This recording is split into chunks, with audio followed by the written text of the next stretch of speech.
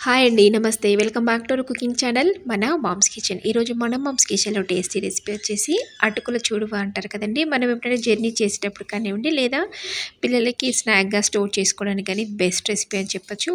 ఇది ఒకసారి కనుక ప్రిపేర్ చేసామంటే మనకి 1 వీక్ వరకు కూడా ఫ్రెష్‌గా నిల్వ చేసుకోవచ్చు. ఇప్పుడు లేట్ చేయకుండా ఈ అటుకుల చూడువ రెసిపీని ఎలా ప్రిపేర్ చేయాలో చూసేద్దాం పదండి. ముందుగా దీనికోసం నేను ఇక్కడ స్టవ్ ఆన్ చేసి ఒక కడాయి పెట్టుకున్నాను.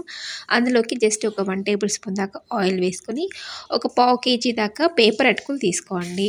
పేపర్ అటుకులు అంటే మనకి ఇలా పల్చగా ఉంటాయి చూడండి. మనకి ఉప్మా చేసుకునే అటుకులు కాకుండా ఇక్కడ చూపిస్తాను చూడండి. ఇలా పల్చగా ఉండే అటుకులను తీసుకోవాలి. అటుకులన్నీ కూడా మనం కడాయిలో వేసేసిన తర్వాత 1 నిమిషం పాటు వీటిని లైట్గా ఫ్రై చేసుకోవాలి. ఇలా ఫ్రై చేసుకోవడం వల్ల ఏంటంటే మనకి క్రిస్పీగా ఉంటాయండి. తినేటప్పుడు కూడా చాలా క్రిస్పీగా అనిపిస్తాయి కాబట్టి ఇలా కొంచెం ఫ్రై చేసుకోవాలి. మనం ఫ్రై చేసుకోకుండా కూడా ప్రిపేర్ చేసుకోవచ్చు. ఎక్స్ట్రా క్రిస్పీ కావాలంటే ఇలా ఫ్రై చేసుకోవాలి. చక్కగా ఫ్రై అయిపోయాయి కదా, ఇవన్నీ కూడా ఒక ప్లేట్లోకి తీసేసుకొని మళ్ళీ కడాయి పెట్టేసుకొని ఇందులోకి ఒక 4-5 టేబుల్ స్పూన్ దాకా ఆయిల్ వేసుకున్నాను.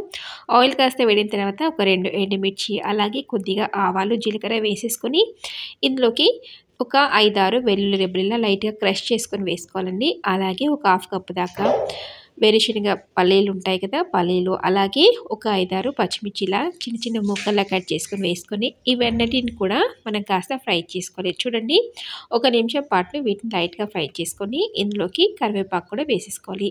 కరివేపాకు ఎక్కువ వేయడం వల్ల టేస్ట్ అనేది ఆ ఫ్లేవర్ అంతా కూడా అందులోకి పట్టేసి చాలా టేస్టీగా ఉంటుంది అండ్ చూడడానికి కూడా చాలా కలర్ఫుల్గా ఉంటుంది.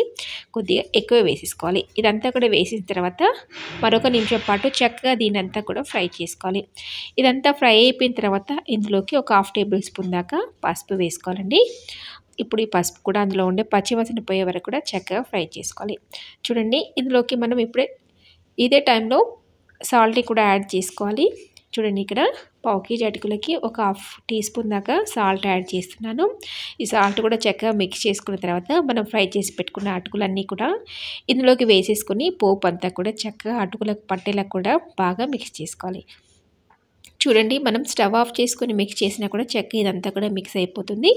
లేదా ఇందులో వేసేసుకొని ఒకసారి ఇంత మిక్స్ చేసుకొని స్టవ్ ఆఫ్ చేసుకున్నా కూడా పర్లేదు. కాకపోతే ఏంటంటే ఫ్లేమ్ని లో ఫ్లేమ్లో పెట్టేసుకోలేదా అడుగంతా కూడా మాడిపోతుంది. కాబట్టి చక్కగా ఇదంతా కూడా బాగా మిక్స్ చేసుకోవాలి.